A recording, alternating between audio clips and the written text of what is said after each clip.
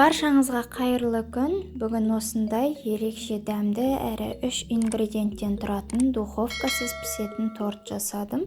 Видеоның соңына дейін қарап бірге болыңыздар. Бізге қажетті заттар банан, қаймақ және пряник. Пряникті осылай ортасынан кесіп алатын боламыз. Ортасында менде начинкасы болып шықты. Ол одан сайын менің жасаған тортыма ерекше дәм берді деп ойлаймын. Начинкасы болмаса да бола береді. Осылай барлығын кесіп аламыз, жіңішкелетіп осылай домалақтатып. Содан кейін бананды да дәл осылай кесетін боламыз. Қажетті ыдысымызға осылай пищевой пленканы салып аламыз. 2 қайтара жайып алдым.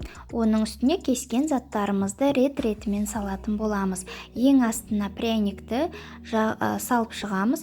Одан кейін қаймақты жақсылап жағамыз. Одан кейін бананымызды қойып шығамыз. Және де қайтадан пряникті қоямыз. Қайтадан қаймақ, банан рет-ретімен барлығын салып шығамыз. Бұл торт өте оңай жасалады және доступный ингредиенттермен жасалады және де өте дәмді болып шығады. Бұл тортты тіпті кішкентай балақайларымызда жасай алады, өте оңай жасалады және дәмді болып шығады. Ең соңынан қаймақты жағып, оның үстіне осылай пищевой пленкамызды барлығын жауып, холодильникке салып қоямыз. Примерно 5-6 сағаттай тұрды менде және де өте жұмсақ болып шықты. Қалған пряниктерімізді осылай ұсатып кесіп аламыз. Холодильниктен алғаннан кейін көріп тұрғаныңыздай барлық қаймағы бойына сіңіп, жұмсақ болып шықты. Тарелкаға аударып қоятын боламыз.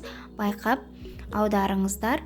Одан кейін қайтадан үстіне кішкене қаймақ жағып, оның үстіне жаңағы кескен крошкаларымызды сүйіп шығатын боламыз.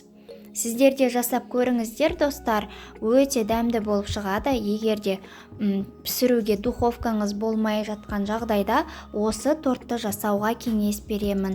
Айтпақшы достар, қаймақтың құрамына ешқандай қант қоспай жасайтын боламыз. Соның өзінде өте дәмді болып шығады.